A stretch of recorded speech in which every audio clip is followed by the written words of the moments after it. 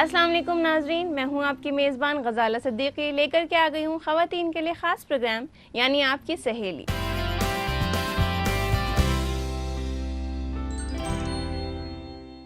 आज हम अपने फर्स्ट सेगमेंट में लेकर के आए हैं आपके लिए हॉबी क्लासेस, और साथ ही नेक्स्ट सेगमेंट में हम आपसे मुलाकात करवाएंगे इंटीरियर एक्सपर्ट से। तो आइए शुरुआत करने से पहले देखते हैं प्रोग्राम की एक छोटी सी झलक।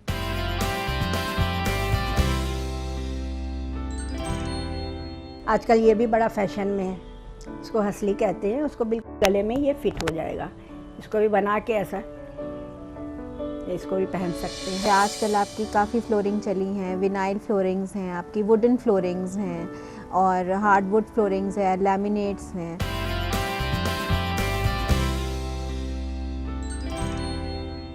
तो नाजरीन, आइए करते हैं प्रोग्राम की शुरुआत अपने फर्स्ट सेगमेंट से, यानी हुनर ख़ास को लेकर के आ गए हैं हम, जिसमें हम आपको बताएंगे हॉबी क्लासेस के बारे में। इस हॉबी क्लासेस में आज हम आपको सिखाने वाले हैं ज्वेलरी डिज़ाइनिंग। आइए देखते हैं इस सेगमेंट को।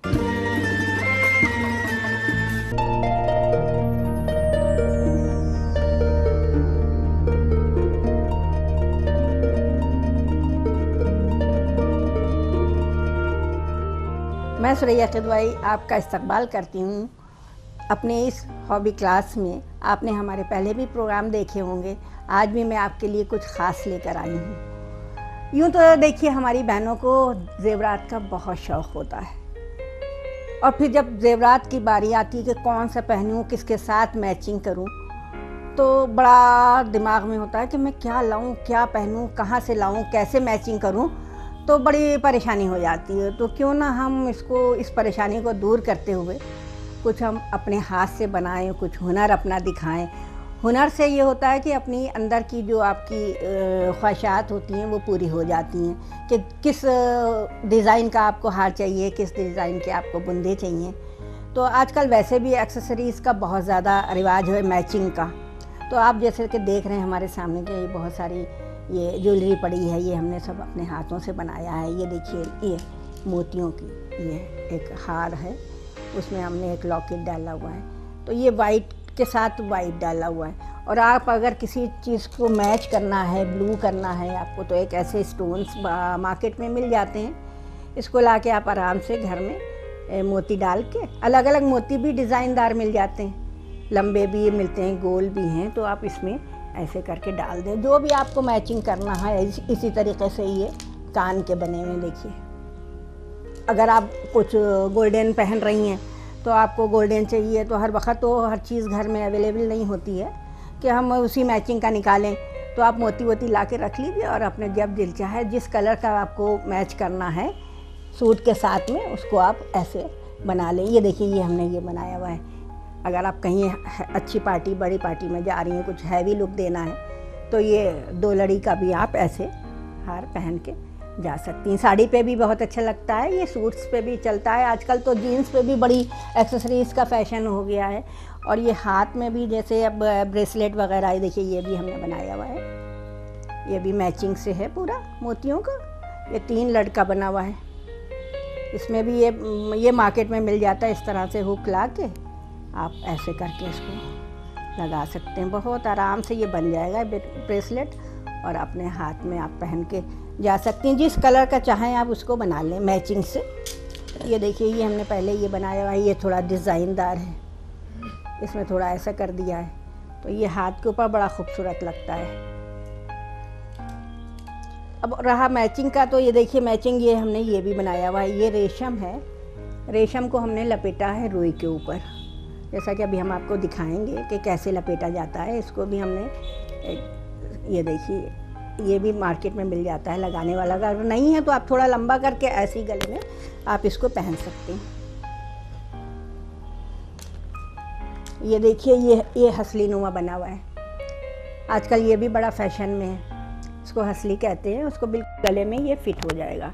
इसको भी बना के ऐसा इसको भी पहन सकते हैं। हर मैचिंग के हिसाब से सब चीज़ आप बना लीजिए। मोतियों के बनाए हुए हैं। और ये देखिए, हमने वो तो बनाया ही, साथ में हमने तस्बीह भी बनाई है। जो हम लोग तस्बीह पढ़ते हैं, उस तस्बीह भी बनाई है इसको। और उसमें ऐसी मोती लेके और ये लगा दीजिए, एक खूबसूरती इसकी भी बढ़ जाएगी। जैसे ये लगाया हुआ है, ऐसे ही ये 100 मोती डाल के, अब 101 मोती डाल के तस्वीर भी बन सकती है। ये इसमें ऐसे फुन्ना लगा देंगे, ये बहुत अच्छा लगेगा।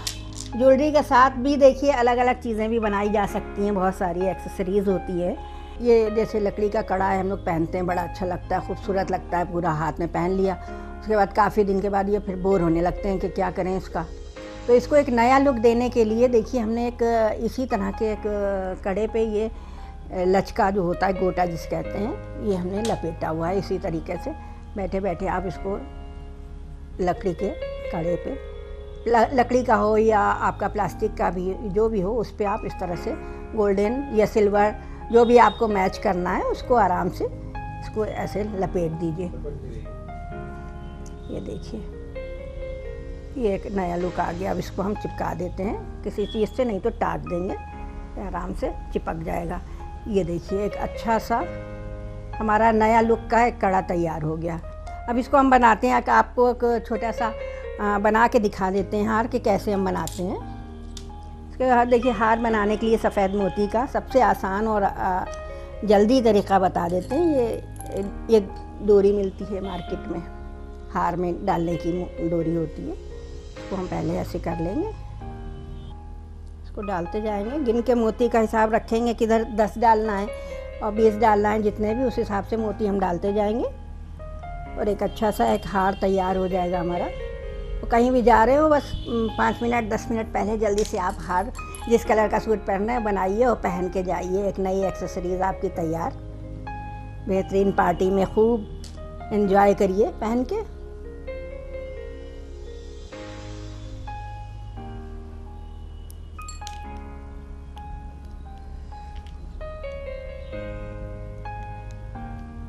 ये 2-3 टाके लगा के इसको मजबूत कर देंगे।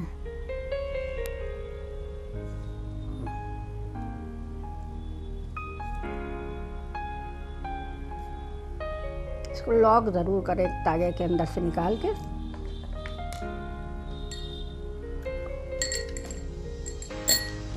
ये देखिए हमारा खूबसूरत सा हार तैयार हो गया।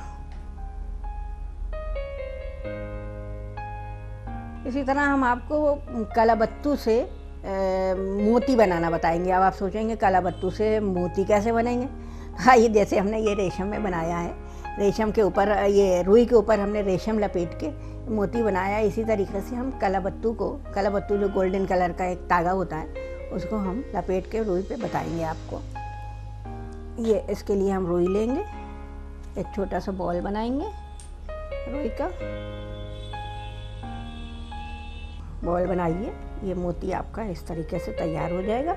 उस पर ये कलाबत्तू मार्केट में मिलता है, कढ़ाई वढ़ाई के काम आता है। इसको हम ऐसे बनाएंगे, देखिए लपेट के।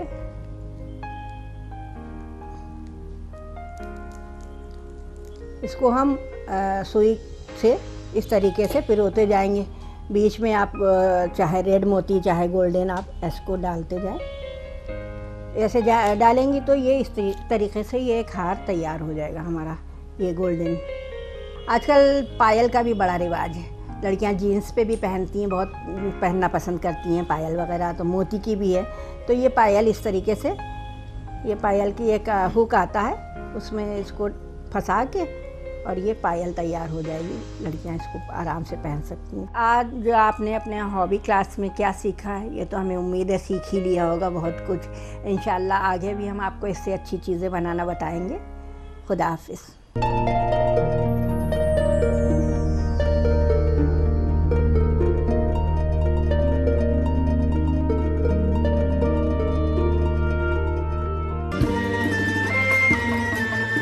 तो नाजरीन, देखा आपने घर बैठे किस तरह से आप डिज़ाइन कर सकती हैं ज्वेलरीज और बन सकती हैं बहुत ही क्रिएटिव। इसी के साथ वक्त हो गया है प्रोग्राम में मुख्तसर से वक्फे का। वक्फे के बाद हम आपसे मुलाकात करवाएंगे इंटीरियर एक्सपर्ट से, तो कहीं जाइएगा मत, बने रहिए हमारे साथ, देखते रहिए प्रोग्राम आपकी सहेली।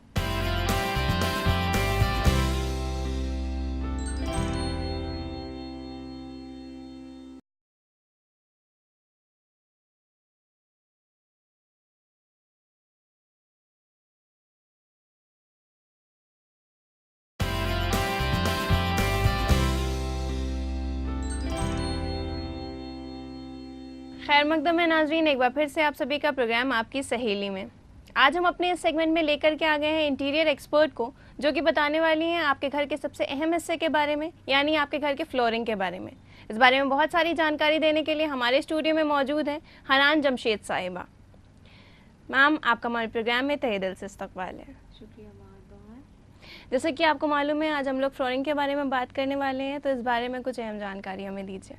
अब ज़्यादातर लोग फ्लैट्स में शिफ्ट हो जाते जी। हैं, तो उसमें तो आपको बिल्डर ही फ्लोरिंग बना करके दे देता है। वही नॉर्मल जो आजकल विट्रीफाइड टाइल्स वगैरह चल रही हैं, वही इजी होती हैं, चीप होती हैं, तो ज़्यादातर बिल्डर्स उसी को ही इम्प्लीमेंट कर देते हैं। तो फ्लोरिंग बहुत कम लोग बनाते हैं। लेकिन अगर आप अपना खुद का फ्लैट डेवलप कर रहे हैं या आप अपने रेसिडेंस को डेवलप कर रहे हैं, तब फ्लोरिंग की इम्पोर्टेंस बहुत बढ़ जाती है, क्योंकि हमें उसमें स्पेस मिल जाता है। फ्लोरिंग इटसेल्फ तभी खूबसूरत लगती है और अच्छी लगती है जब हमें वहाँ पर उसको बनाने के लिए हमें स्पेस मिल रहा है, हमारे पास स्पेस ज़्यादा है। क्योंकि ज़्यादातर ये होता है, फ्लैट्स तो छोटे छोटे होते हैं आपके, उसके कम अगर हम उसमें अपने फर्नीचर्स को प्लेस कर देते हैं तो उसमें हमारे पास बहुत ही कम जगह दिखती है। जो आपकी बाहर जगह दिखती है, मूविंग जो आपकी जगह होती है, वो बहुत ही कम होती है, बहुत ही लेस दिखती है, तो उसमें फ्लोरिंग बनाने का कोई मतलब ही नहीं होता।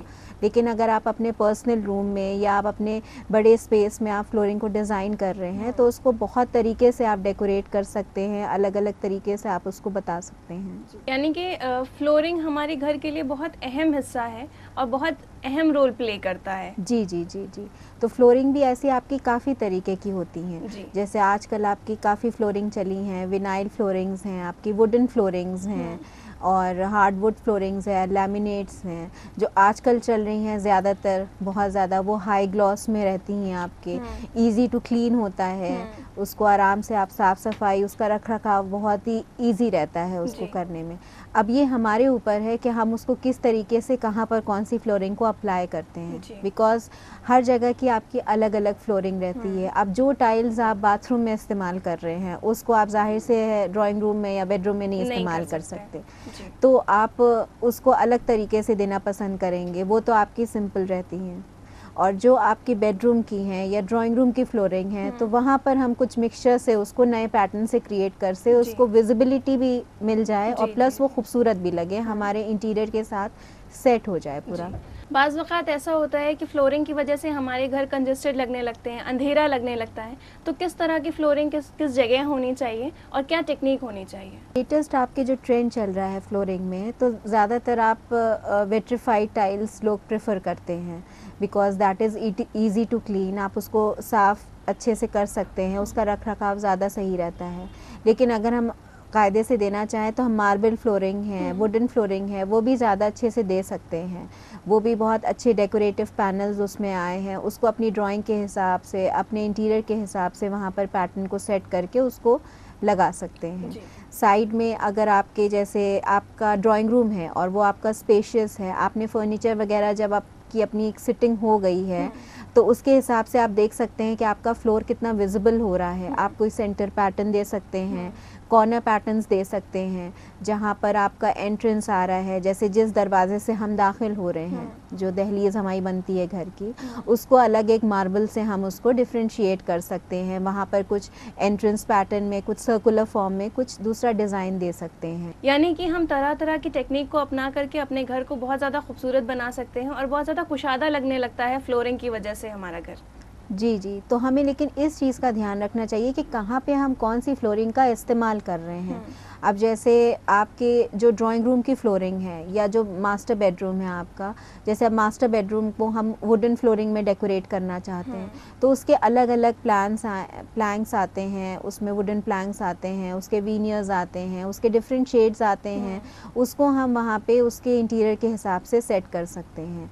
तो मेरी तो राय यही होगी कि आप अपने हिसाब से अगर आप उस चीज़ को डेकोरेट करना चाह रहे हैं, क्योंकि इंसान पहली बार अपने घर के एक ड्रीम को उसको साकार करता है, तो अगर आप किसी एक इंटीरियर डिज़ाइनर की हेल्प लें कि मैं यहाँ पर किस तरीके से कौन सी फ्लोरिंग देना चाहते हैं, तो उसकी आप हेल्प लें, वो ज़्यादा बेहतर रहेगा। वो आपको प्रॉपरली सजेस्ट कर सकता है कि यहाँ पर आपकी कौन सी फ्लोरिंग किस तरीके से रहेगी, क्योंकि आम तौर पे ये रहता है अगर हम कोई चीज़ इस्तेमाल कर रहे हैं, हमें छोटे स्केल पे तो वो समझ में आ जाता है कि ये चीज़ हम अगर लगाएंगे तो खूबसूरत लगेगी, लेकिन जब वो बन करके कैसे दिखेगी तो वो चीज़ का वो अंदाज़ा नहीं लगा पाते हैं। जी तो हमें ये जानना बहुत ज़्यादा ज़रूरी है कि हम कौन से रूम में किस तरह की फ्लोरिंग कर रहे हैं। ख़ास तौर से हमारा ड्राइंग रूम एक अहम हिस्सा होता है घर का, तो वहाँ पे हमें किस तरह की फ्लोरिंग करनी चाहिए? वहाँ पर आप मार्बल फ्लोरिंग दे सकते हैं और विट्रीफाइड टाइल्स दे सकते हैं, सिरामिक दे सकते हैं, सिरामिक टाइल्स दे सकते हैं, प्लस आजकल आपके लैमिनेट्स आए हैं, मैट फिनिश पे भी होते हैं, ग्लॉस पर भी होते हैं जो थोड़ा सा शाइनी होते हैं।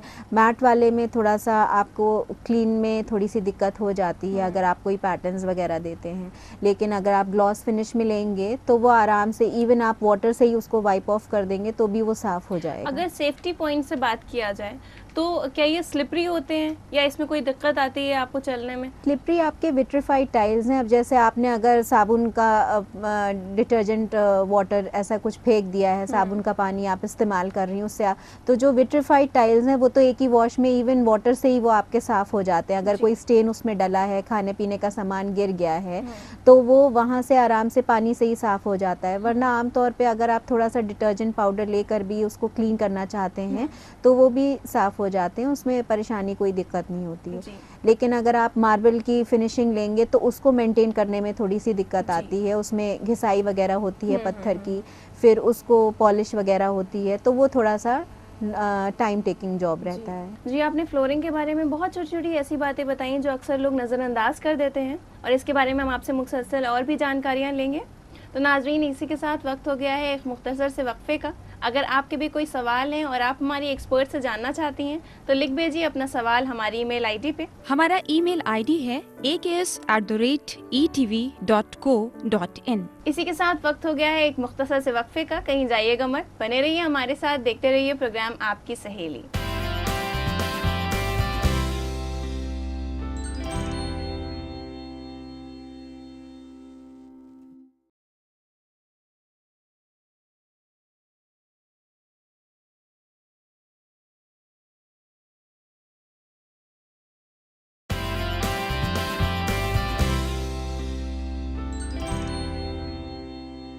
खैर मकदम है नाजरीन, एक बार फिर से आप सभी का प्रोग्राम आपकी सहेली में। बातचीत चल रही है इंटीरियर एक्सपर्ट से आपके घर के फ्लोरिंग के बारे में। आइए जानते हैं और भी जानकारियाँ उनसे। मैम, बात चल रही है फ्लोरिंग के बारे में, तो आप टाइल्स को किस तरह से मेंटेन कर सकते हैं या फ्लोर को किस तरह से मेंटेन कर सकते हैं, इस बारे में बताइए। जी, अगर आप की मार्बल फ्लोरिंग है तो मार्बल फ्लोरिंग को मेंटेन करने के लिए उसकी घिसाई वगैरह बहुत ज़रूरी होती है, कम से कम साल में एक बार तो बहुत ज़रूरी है। और उसको साफ़ करके फिर उसकी पॉलिशिंग वगैरह होती है, वो थोड़ा सा लंबा काम हो जाता है। और अगर आप अपना काम को थोड़ा सा अपने टाइम को रिड्यूस करना चाहते हैं, उसको इजी मेंटेन करना चाहते हैं, तो नॉर्मली आजकल आपकी विट्रीफाइड टाइल्स चल रही हैं, आप उसको ले सकते हैं। वो भी इजी टू क्लीन रहता है, सिर्फ वाटर से, पानी से ही आप उसको साफ़ कर सकते हैं। नॉर्मल जो आपके फ्लोरिंग क्लीनर्स हैं उससे भी आप साफ़ कर सकते हैं, तो उसमें कोई दिक्कत नहीं आती है। लेकिन अगर मार्बल की फ्लोरिंग है उसमें स्टेन्स वगैरह हैं, क्योंकि अगर आप पैची मार्बल लेते हैं तो उसमें आपके जो स्टेन्स होते हैं वो खैर विजिबल तो नहीं होते, लेकिन वो अजीब सा वो डिफरेंट कलर्स हो जाते हैं, थोड़ा सा डिफरेंशिएट दिखने लगते हैं आपस यानी में। कई बार ऐसा होता है प्रॉपर घिसाई की वजह से भी वो दाग धब्बे पड़ जाते हैं, घिसाई की वजह से भी। और अगर पत्थर है और उस पे कोई चीज़ गिर गई या कोई धब्बा सा आ गया, वो जो क्लीन अप नहीं हो रहा है, तो वो अलग अलग से दिखने लगते हैं। आजकल इतनी टेक्निक आ गई है, इतनी स्टाइल्स आ गई हैं फ्लोर को आपको खूबसूरत बनाने के लिए, तो अखराजात के अंदर रह करके हम इसको किस तरह मेंटेन कर सकते हैं? अगर आपने किसी डिज़ाइनर को कंसल्ट किया है तो वो आपको ये प्रॉपर अच्छी राय दे सकता है कि आप किस तरीके से किस चीज़ को हाईलाइट कर सकते हैं।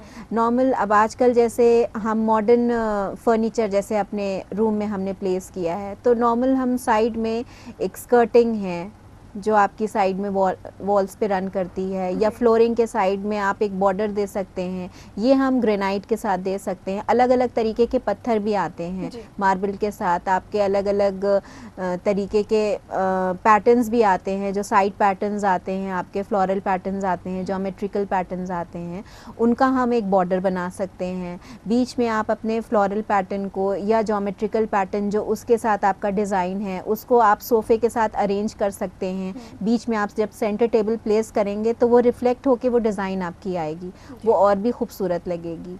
आप मास्टर बेडरूम में जैसे वुडन फ्लोरिंग देना चाहते हैं तो वुडन फ्लोरिंग में भी आपके काफ़ी तरीके के ऑप्शंस आते हैं, जैसे पार्केट फ्लोरिंग होती है और आपकी स्ट्रिप्स वाली फ्लोरिंग होती है जो लाइन की तरह रहती है, तो वो भी बहुत खूबसूरत इफेक्ट देती है, लेकिन बहुत ज़्यादा हौश पौश ना लगे। अपने फर्नीचर के हिसाब से, अपने रूम के इंटीरियर के हिसाब से फ्लोरिंग्स स्पेशली को जो हमारे रूम की पेस्ट वॉल्स करिए। होती हैं जी, उसके जी। अकॉर्डिंग हम जब फ्लोर तैयार करते हैं तो वॉल बिल्कुल अलग ना लगे हमारी फ्लोर से, इसके लिए क्या करें? इससे जब आपके साइड कॉर्नर्स हैं, जो चीज़ आपकी विजिबल है, तो वहाँ पर आप इस तरीके के पैटर्न्स को दीजिए, जैसे आप स्कर्टिंग है या फ्लोरिंग पे जो भी आप पत्थर को अप्लाई कर रही हैं, पत्थर है या आपका टाइल है या स्टोन फिनिश वर्क है, उसी को आप स्कर्टिंग के फॉर्म में कंटिन्यू कर सकते हैं, तो वो एकदम से मिक्स हो जाते हैं। जो एजेस हैं वो प्रॉपर, मतलब अलग से वो चीज़ नहीं लगती, आपके उसी में मिक्स हो जाता है। प्लस इस चीज़ का ध्यान रखिए कि जब आप फ्लोरिंग के टाइल्स को या दोनों ऑब्जेक्ट्स को जब आप प्लेस कर रहे हैं तो उसको ब्लैक किसी, जैसे आमतौर पे नॉर्मल क्या करते हैं लोग, जल्दी का काम अगर करते हैं तो ब्लैक सीमेंट से या उससे किसी से फिलअप कर देते हैं, जो बहुत ही गंदा सा लगता है। तो उसको आप वाइट कलर स्कीम से दीजिए, या वो कलर स्कीम उस हिसाब से मतलब सेट करिए जिस कलर के आपके टाइल्स हैं, ताकि वो उसी में ग्रूव्स उसके मिक्स हो जाए। और वहाँ पर ऐसे से आप फिलिंग करें कि जिसमें आपकी गंदगी या कुछ डस्ट ना बैठे। जी, अक्सर ऐसा होता है कि जब टाइल्स जॉइंट होते हैं तो कुछ वक्त के बाद उसमें ब्लैक लाइनिंग आ जाती है या गंदगी उसमें जम जाती है, तो उसको किस तरह से क्लीन करें, या ऐसी कोई टेक्निक है जो वो उस पर जमे ही ना? तो आप उसको प्रॉपर, उसके लिए प्रॉपर हमें मेंटेन करने की ज़रूरत है। हम उसको प्रॉपर उसको साफ़ करें, या हम आपकी फ्लोरिंग जो फ्लोर क्लीनर्स हैं उससे आप प्रॉपर उसको क्लीन करते जाएं, उसको वाइप ऑफ करते जाएं। और ये भी देखिए कि टाइल आपके हिल डुल नहीं रहे हैं, वो प्रॉपर प्लेस्ड हैं कि नहीं हैं, इस चीज़ का भी ध्यान रखिए। या कोई क्रैक तो नहीं आ रहा है, क्योंकि अगर हमने कोई हैवी ऑब्जेक्ट वहाँ पे प्लेस कर दिया है तो क्रैक्स आ जाते हैं, उसमें हमारी डस्ट वगैरह बैठ जाती है, वो पूरा पैटर्न हमारा ख़राब हो जाता है। जो इन सब चीज़ों का थोड़ा सा ध्यान रखना चाहिए। प्लस जहाँ पर आप फ्लोरिंग के साथ साथ पैटर्न्स तो आपने दिए ही हैं खूबसूरत, उसके साथ साथ आप छोटे मोटे रग्स को भी प्लेस कर सकते हैं अपने टेबल्स के नीचे। छोटे मोटे पैटर्न्स आपके जो कारपेट पैटर्न्स आते हैं, या ऐसे कोई आपके कॉर्नर पैटर्न्स हैं जिनको आप प्लेस करके उसको भी और डेकोरेट कर सकते हैं। तो मैम अब आखिर में चलते चलते हम आपसे आखिरी टिप लेना चाहेंगे अपने व्यूअर्स के लिए कि अगर वो फ्लोरिंग करा रहे हैं अपने घर में तो वो किस तरह का ख़ास ख्याल रखें? आप अपने टाइल को जब आप उसे जॉइन करते हैं तो उसको वाइट सीमेंट वगैरह से जोड़िए। और अगर एक ये ख़ास बात है, अगर जैसे कोई स्टेन्स आ गया है, जैसे अभी आपने पूछा कि उसमें डस्ट वगैरह बैठ जाती है, उसमें एक लकीर सी दिखने लगती है, तो मार्केट में अवेलेबल रहता है आपका ग्राउट पाउडर, उसको आप एसिड से क्लीन करके और वहाँ पे उस हिस्से की आप ग्राउटिंग करवा लें ताकि वो प्रॉपर क्लीन हो जाए, वो फिर से पहले जैसा हो जाएगा। लेकिन इसमें भी प्रॉपर आपकी जो आपकी लेबर काम कर रही है, जिससे आप काम करवा रहे हैं, तो it should be very expertise, वो बहुत ही सही होना चाहिए ताकि उसके पैचेस लुक, वो पैची लुक ना दे, वो मिक्स हो जाए आपकी फ्लोरिंग के साथ, वो पूरा पैटर्न मिक्सअप हो जाए, तो वो अलग सा ना दिखे। क्योंकि जब आप एसिड अप्लाई कर रहे हो तो बिल्कुल ही पैची सा लुक वो रिएक्ट करेगा स्टोन या आपकी टाइल के साथ, तो वो सॉफ्ट होने के लिए, इसलिए आपको बहुत ज़्यादा उसको क्लीन करने की आप ना करें, मतलब लेबर से जिससे आप करवा रहे हैं तो वो प्रॉपर ठीक से कर देगा उसको। हनान साहिबा, आप हमारे प्रोग्राम में आई, हमारे घर का जो सबसे अहम हिस्सा होता है यानी फ्लोरिंग, उससे रिलेटेड आपने बहुत सारी जानकारी दी, उसके लिए आपका शुक्रिया। शुक्रिया बहुत बहुत। और आगे भी इंशाल्लाह कोशिश मेरी पूरी यही रहेगी कि अगर आपको इस मुतालिक और भी कोई जानकारी चाहिए तो मैं हाजिर हूँ। तो नाजरीन, ये थी हनान जमशेद जी, जिन्होंने हमें दी हमारे रिहाइशगाह के सबसे अहम हिस्से के बारे में बहुत सारी जानकारियाँ, यानी आपकी फ्लोरिंग किस तरह की होनी चाहिए। अब वक्त हो गया है आपसे अलविदा कहने का। अगर आपके भी कोई सवाल है या आप हमें फीडबैक देना चाहती हैं तो ईमेल कीजिए हमारी ईमेल आईडी पे। हमारा ईमेल आईडी है aks@etv.co.in। अब हमें दीजिए इजाज़त, फिर हाजिर होंगे हम एक नए मौजू के साथ। तब तक के लिए अल्लाह हाफ़िज़।